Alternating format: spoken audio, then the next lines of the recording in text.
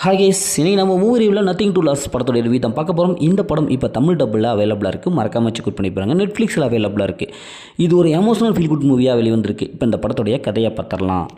படத்துடைய ஹீரோயினி ஒரு நடுத்தர குடும்பத்தை சேர்ந்தவங்க. இவங்களுக்கு ஒரு குட்டி பையன் இருப்பான். அவனுக்கு மிகப்பெரிய ஒரு நோய் ஒன்று இருக்கும்.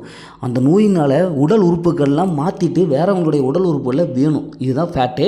இல்லாட்டினா அந்த பையன் குறிப்பிட்ட நாளில் இறந்துருவான். உடனே ஷாக்கான நம்ம ஹீரோயின் எப்படியாவது தன்னுடைய பையனை காப்பாற்றணும்னு சொல்லிட்டு போராடுவாங்க. நிறைய பேர்த்துக்கிட்ட போய் உடல் உறுப்பு தானம் செய்கிறாங்க இல்லையா, அவங்ககிட்டலாம் நிறைய பேர்த்த போய் சந்திப்பாங்க. அப்படி சந்திக்கும் போது நிறைய பிரச்சனைலாம் இருக்கும். இப்போ அந்த பிரச்சனைலாம் தாண்டி எப்படி தன்னுடைய பையனை இவங்க காப்பாற்றுறாங்க, இறுதியில் ஹீரோயினோட லைஃப் என்னவோ மாறுச்சு அப்படிங்கிறது தான் இந்த படத்துடைய கதை.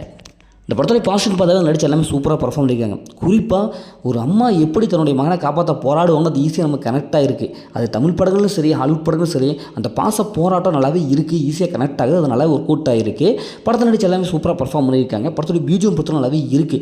இந்த படத்தில் ஒரு சில எமோஷனல் காட்சிகள் நல்லாவே கனெக்ட் ஆகுது. எமோஷனல் நல்லா கனெக்ட் ஆகுது. எப்படியாவது இந்த பையன் பொழைச்சிரும்பா அப்படின்னு சொல்லிட்டு நம்மளே இப்போ வேண்டுற மாதிரி இருக்குது. ஏன்னா அந்தளவுக்கு நல்ல சூப்பரான ஒரு எமோஷனல் ஃபீல் குட் அந்த படத்தில் கொடுத்துருக்காங்க. அதனால ஒர்க் அவுட் ஆகுது. படத்துடைய ஸ்க்ரீன் பிளேவே அதுதாங்க. நல்ல ஒரு எமோஷனலாக எப்படியாவது ஒரு பதவிக்கு இப்போ வச்சுருக்காங்க. அது நல்லாவே இருக்குது. நான் சொன்ன மாதிரி படத்துடைய பிஜிஎம் நல்லாவே இருக்குங்க. சூப்பரான ஒரு பிஜிஎம் கொடுத்துருக்காங்க. அதுமாதிரி சினிமோட்டோகிராஃபிக்கு சூப்பரான ஒரு சில கொடுத்துருக்காங்க. படத்தில் டெக்னிக்கல் ஒர்க் நல்லா ஸ்ட்ராங்காக இருக்குது. இந்த படத்தோட மைனஸ்ன்னு பார்த்தாவே ஸ்க்ரீன் பிளே அந்தளவுக்கு இல்லை. நீங்கள் பெரிய அதிரடி மூவி அப்படிலாம் நினச்சிங்கன்னா கண்டிப்பாக இந்த படத்தை உங்களால் பார்க்க முடியாது. ஏன்னா படம் ஃபஸ்ட் ஆஃப் கடைசி வரைக்கும் ஸ்லோவாக தான் போகுது. ட்விஸ்டர் நீங்களாம் அந்தளவுக்கு இல்லை. இன்னும் கொஞ்சம் ஸ்க்ரீன் பிளே ஸ்பீட் பண்ணி கொடுத்துருக்கலாமோ அப்படின்னு தான் தோணுது. ரொம்ப ஸ்லோவாக போகுது. ரொம்ப பொறுமை வேணும். இந்த படத்தை பார்க்குறதுக்கு பொறுமை வேணும். பொறுமை இருந்தால் நல்ல ஒரு படம் பார்த்த ஃபீல் கிடைக்கிது. படத்தில் அந்த மாதிரி சீன்ஸில் எதுவும் இல்லை. ஃபேமிலியில் பார்க்கலாம். மொத்தத்தில் இப்படி சூப்பராக சொல்கிறாங்கன்னா இந்த படம் ஒரு சூப்பரான ஒரு ஃபீல் குட் மூவி தான். ஓகே, இதே மாதிரி அடுத்த ஒரு புதிய மூவி ரிவ்யூவில் சந்திப்போம்.